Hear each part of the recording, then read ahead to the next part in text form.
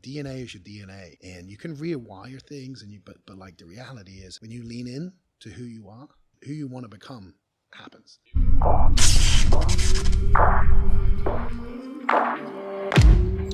Like the lifting side of it was like a piece, but the mental side was a bigger piece. And I remember guys would come in and Louie would be like, nope, tell him he can't come back. I'm like, what the fuck, man? He's strong. Like he's gonna be a good lifter. Nope. And they never fucking did anything, you know? You can see it. He just fucking knew. Like, you know, he'd been around for so long. He just, you know, whereas other lifters would come in, they weren't that impressive. And he'd say, what are you doing next week? And he'd go, what? That fucking guy? You gonna let that guy come back? There was a level of mental strength that made West Side with the lifters there, right? And that I remember Lou would always pick on people. He would always pick on people. And you said it. You said there always be one guy. He's like fucking it, like so, like doesn't make sense, but he just picks on him. I asked Lou one time. This guy named Andy Haas. He's in jail now, but Lou was brutal to him. He lived with Greg, and so essentially we all figured that he got to train there because he was roommates with Greg.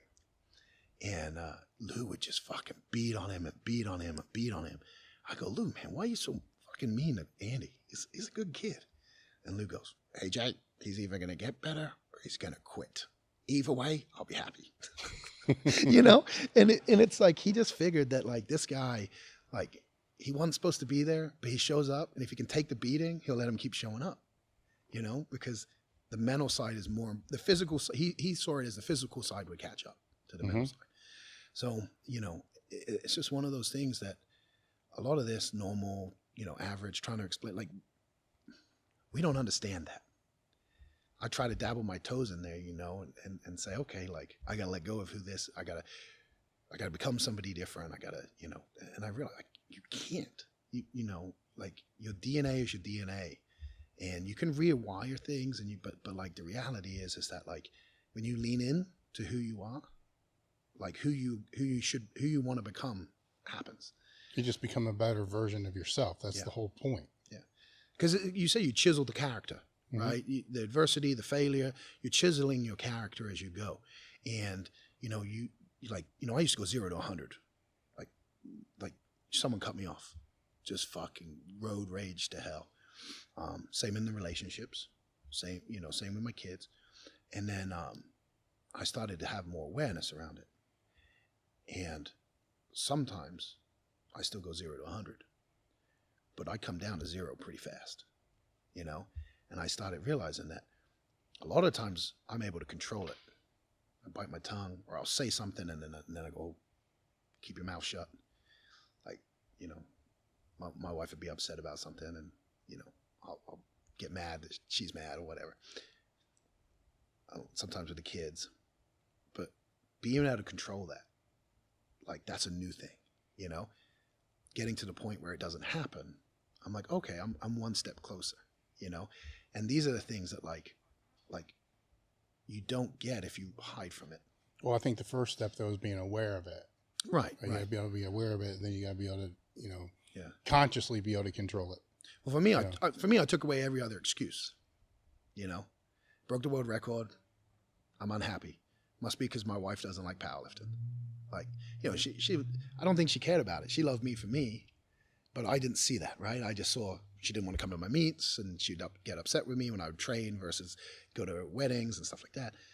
So she don't like me. She don't like powerlifting. And then some girl comes along who fucking adores me and worships me or whatever. And I'm like, okay, this is what it's supposed to be. I quit my job because I'm like, you know, these motherfuckers are making a fortune and I'm getting paid, you know, nothing. Like, must be my job that's made me unhappy. You know, keep going through these different things. Take everything out of my life, and then powerlifting is what's left. It must be powerlifting that makes me unhappy. You know, fast forward 10 years. Well, it wasn't. It was probably 7 years. 7 years before I started fixing a lot of stuff. You know, fast forward 7 years, and I'm acting the same way with 0 of the same things. The only fucking thing left is me. You know, the mirror gets pointed at you pretty hard, and you go, well, the common denominator in every fucking relationship, everything is me. So, and luckily my wife, like, she's infectiously happy, but we'd been dating not long, And we were lying in bed one night, and I just like started an argument for no reason. And she's basically like, what the fuck? And she's like, she's one of those people where if you're in a bad mood, she's like, all right, I'll leave you alone. Like, peace out. She doesn't engage. So she wouldn't engage with me. And so then I'm like, oh, you don't care? You don't? And she's like, this is ridiculous. I'm going to go sleep at my mom's. Talk to you later. Right. And like, it's like the first month we're dating. Right. So she bounces, and I'm wanting to chase her down in the car, you know? And then there's a moment that hits me. What the fuck are you doing, man? So I went back in the house, went to bed. I was trying to call her, text her. She turned her phone off. I'm thinking, oh, fucking, I blew this. This relationship's over. She shows up the next day with a laundry basket of clothes, and she starts unpacking in my closet. And she's like, are you over whatever pissed you off last night?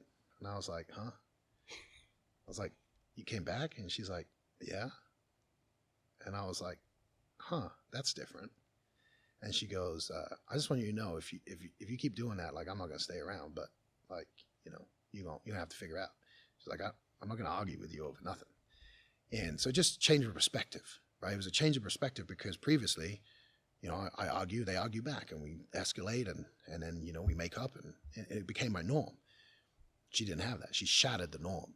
And I think that that's what a lot of times people, you know, I don't want to go keep, I'm not pushing the Swiss like for any other reason than I just understand as an example, like you have to shatter your norm.